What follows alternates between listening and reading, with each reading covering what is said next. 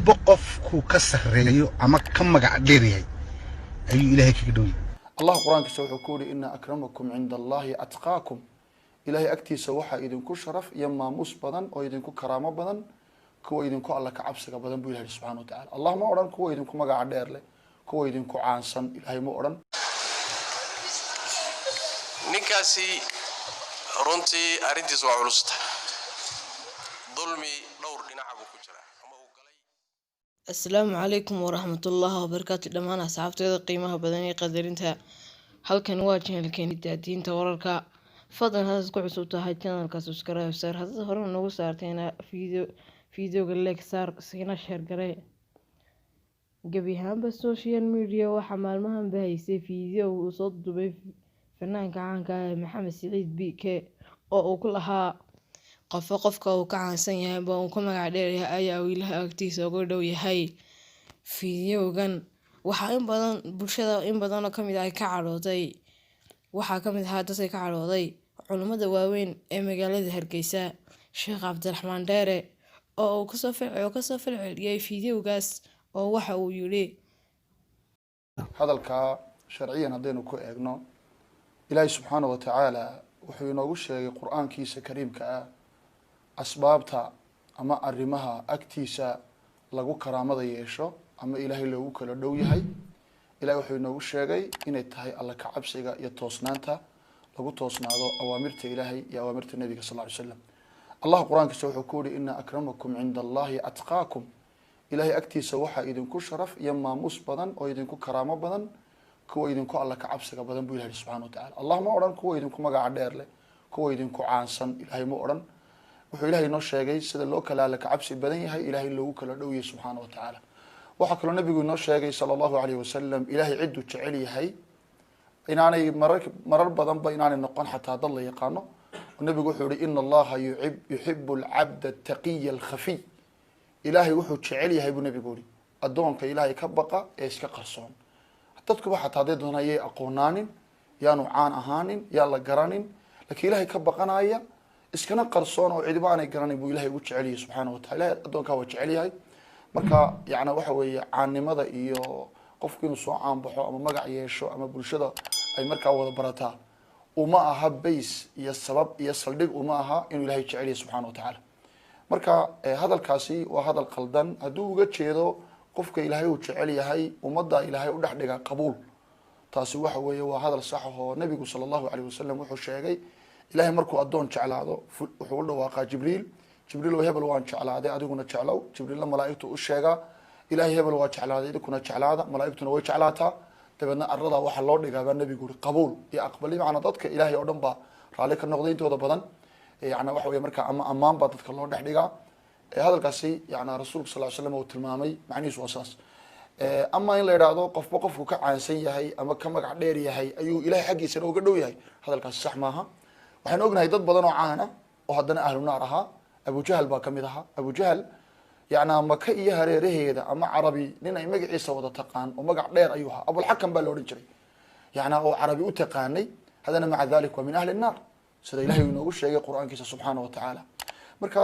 fircawn waa garanayna dadku dhan way yaqaaneen hogaamiyo ahaa hadana ahli an-nar marka ruuxa uu magac dheer yahay ama bulshada taqaan macna kuma sameynayso ilaahay agtiisa waxa karaamo iyo sharaf qofku ku yeelanaya ilaahay inuu ka baqo subhanahu wa ta'ala shariicada ilaahay ku toosnaado marka hadalkaas hadal sax ma aha waa hadal qaldan sida marka uu qofkii yiri uga jeedana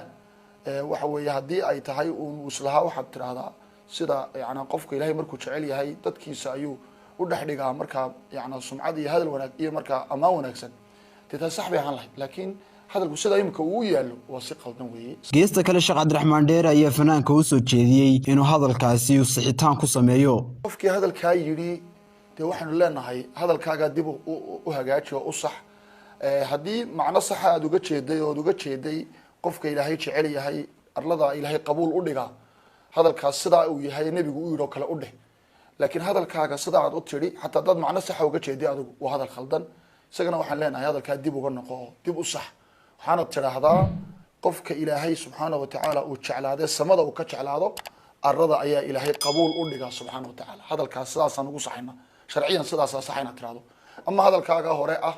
sida loo kala magac dheer yahay ee loo kala sumcad badan yahay ama loo kala caansan yahay baa ilaahay loogu kala dhow yahay hadalkaas hadal saxan maaha. liibaan cusmaan cali telefishinka Ariel Hargeysa. gabadh muslimada Soomaali ah oo Koongareeska Mareykanka ku jirta ayaa kelimo sax ah ku hadashay Israa'iil oo xadgudubka la arko wada sida ay Mareykanka dhaqaalihiisa uga faa'iideysanaysay hal taqriido yar ka qortay. Mareykankii waa kacay mana fadhiisan madaxweynihii waa kacay ilaa loo fagaareeyay gabadhaas iyo madaxweynihii dhanaaya dalka labadii xisbiba waa kaceen wadanka ka tirsan jiray dimuqraadiga iyo jumhuurigiiba waa kaceen gabadha yarta la dagaalamaya xaqiiqay sheegtay markaas waxa la leeyahay hal iscasisho hal eriyo leesh boqolaal madow markii la laayana macna male masaajida muslimiinta marka la galana macna male madaxu ka jiray wax ka soo qaad male. risaaladaasi waxay ku socotaa qaar badan oo inaga mid ah oo ay cajab gelisay reer galbeedku oo ay la qumanaatay thaqaafada reer galbeedku oo u qaatay adduunkii inuuba ku dhammaaday thaqaafada reer galbeedka oo liberaaliyiin iyo cilmaaniyiin ah oo najiidayo noo jiidayo inaan reer galbeedka ku dayano iyo dhaqamadooda akhlaaqdeena iyo dhaqankeena iyo hidaheena iyo waxeenina aynu ka tagno. risaaladaasi waxay ku socotaa fasira waa in kale dadka ha lagu dayday reer galbeedka noo fasira maxay yihiin waxyaalaha noocan dhacdooyin nin walba akhrinaya way maanta wax qarsooni ma jiro. inta kadib rasaa'il dhowr ah ayaan doonayaa inaan muslimiinta u gudbino khaasatan muslimiinta aqaliyadka laga tiro badan yahay dhulalka gaalada ku nool. qodobka koobaad waxa weeye risaalada koobaad waxa weeyaan diintiina ku sugnaada aqeedadiina ku sabra wixii dhacaya ha dhaco halaydu ku dilo laana wala wada dhiman geeridu waa xaq laakiin inaad tawxiid ku dhimato iyo inaad gaalnimo ku dhimato farqigu intaas waa inaad dhimato adoo tukanayo lagu dilo waa shahaada waa dhimashatii ugu qiimo badnayd waa ruuxa muslimka ah haddii diintiisa loo dilo oo aqeedadiisa loo dilo oo akhlaaqdiisa loo dilo xataa gogashiisa iyo gurigiisaba ha lagu dilay waa shahiid. ilaahay baan uga baryaynaa tabaaraka wa tacaala inuu shahaadadooda aqbalo muslimiinta la leeyahay. nabigeenna salawaatu rabbi wa salaamu calayhi waxaa ka sugan isaga iyo saaxiibkii Abubakar iyo Umar iyo Uthman baa waxay fuuleen buurta Uhud ayagoo buurta korkeeda saaran ayay buurtii dhaqdhaqaaqday way gilgilatay way ruuxatay markaas nabigu